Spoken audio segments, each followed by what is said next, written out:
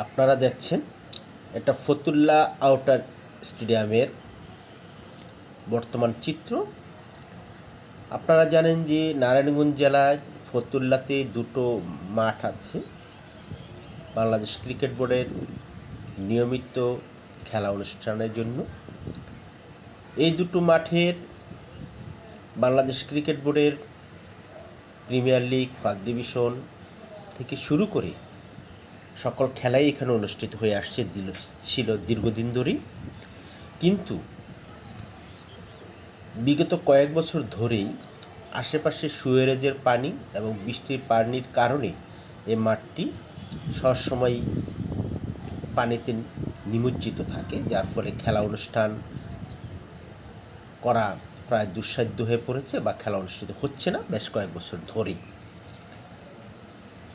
অবশেষে দীর্ঘদিনের আলাপ আলোচনা এবং দীর্ঘদিনের প্রতীক্ষার পর অবশেষে এই মাঠটিকে সংস্কারের উদ্যোগ নেওয়া হয়েছে এবং আপনারা দেখতে পাচ্ছেন যে পাইপ দিয়ে বালি ভরাটের কাজ চলছে এবং মোটামুটি বালি ভরাটের কাজটা শেষ হয়ে এসেছে এবং এই মাঠটি পুরোপুরি বালি দিয়ে ভরাট করার পর আনুষাঙ্গিক যে সংস্কার, সেই সংস্কারটা পরিপূর্ণভাবে শেষ হলে আশা করা যায় যে খুব শীঘ্রই এই মাঠটি আবারও প্রাণ চাঞ্চল্য ফিরে পাবে।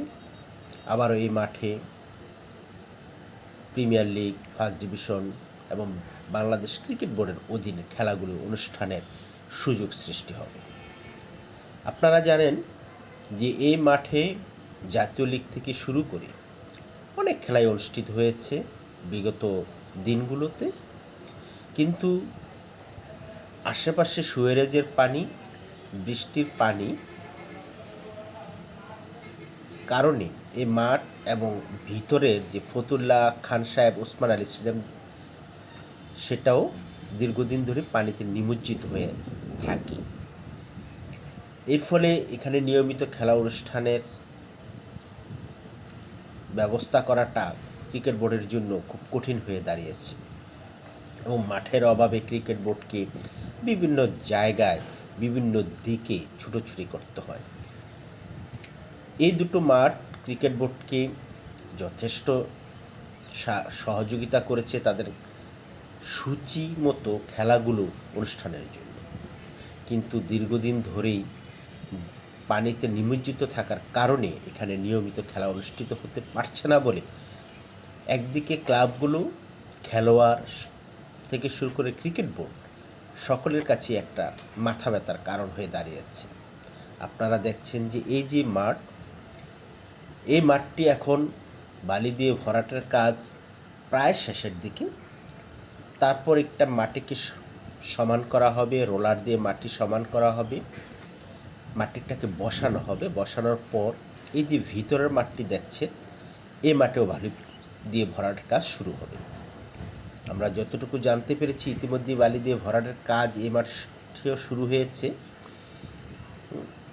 এবং এই দুটো মাঠ একসাথে বালি দিয়ে ভরাটের কাজ পরিপূর্ণভাবে শেষ হওয়ার পরে আশা করা যায় যে দীর্ঘদিন ধরে যে অবহেলিত বা অব্যবস্থাপনায় কিংবা পানিতে নিমজ্জিত থাকার কারণে খেলা অনুষ্ঠানের যে ব্যত্যয় ঘটেছে সেখান থেকে আবার পুনরুজ্জীবিত হবে, আবারও এখানে নতুন করে খেলাধুলা অনুষ্ঠানের সুযোগ সৃষ্টি হবে। আপনারা জানেন যে ফতুল্লা এই মাঠে, যেটা খান সাহেব ওসমান আলী স্টেডিয়াম হিসাবে পরিচিত, এই মাঠে বাংলাদেশ অস্ট্রেলিয়ার প্রথম টেস্ট অনুষ্ঠিত হয়েছিল। এছাড়া বাংলাদেশ ইন্ডিয়ারও মধ্যকার টেস্টও এখানে অনুষ্ঠিত হয়েছিল, যদিও বাংলাদেশ ইন্ডিয়ার খেলাটা বৃষ্টির কারণে পরিত্যক্ত হয়েছিল। বাট এখন দেখার বিষয় যে এই মাঠ দুটো কত দ্রুততার সহিত সংস্কার হয় বা বালি ভরাটের কাজ শেষ হয়। আপনারা হয়তো দেখছেন এই যে গ্যালারি, হয়তো এখানে কিছু সংস্কার করা হবে এবং এই কিছু সংস্কারের করে এই মাঠ দুটোকে ভবিষ্যতে যাতে আর পানি নিমজ্জিত হওয়ার কারণে মাঠে খেলা অনুষ্ঠানের যাতে ব্যত্যয় না ঘটে সেইভাবে মাঠ দুটোকে উপযোগী করে গড়ে তোলা হবে। আপনারা যারা এই মাঠে খেলা দেখেছেন, এসেছেন, খেলোয়াড় থেকে শুরু করে কর্মকর্তা বা দর্শক যারা দেখেছেন তারা জানেন যে এই মাঠ দুটো ঢাকা শহরের কাছাকাছি হওয়ার কারণে খেলোয়াড়, কর্মকর্তা এবং ম্যাচ অফিসিয়ালদের কাছে বেশ জনপ্রিয় দুটো মাঠ। কেননা এই মাঠে খেলা নিয়মিত অনুষ্ঠিত হতে পারছে না বলে টিমগুলোকে ঢাকার থেকে অনেক দূরে বিকেএসপিতে যেতে হয়। দিন দিন বিকেএসপিতে যাওয়াটা এখন কঠিন হয়ে দাঁড়াচ্ছে, কেননা রাস্তায় ব্যাপক জ্যাম, এবং এই জ্যাম ঠেলে বিকেএসপিতে যাওয়াটা এখন রীতিমতো প্রতিটা টিমের জন্য বেশ চ্যালেঞ্জিং ব্যাপার হয়ে দাঁড়িয়েছে। এই কারণে ক্লাব, কর্মকর্তা থেকে শুরু করে খেলোয়াড়, ম্যাচ অফিসিয়াল সবারই দ্রুত চাওয়া এই মাঠ দুটো দ্রুত সংস্কার হয়ে দ্রুত খেলার উপযোগী হয়ে ফিরে আসুক। এর ফলে এখানে আবার প্রাণচাঞ্চল্য সৃষ্টি হবে।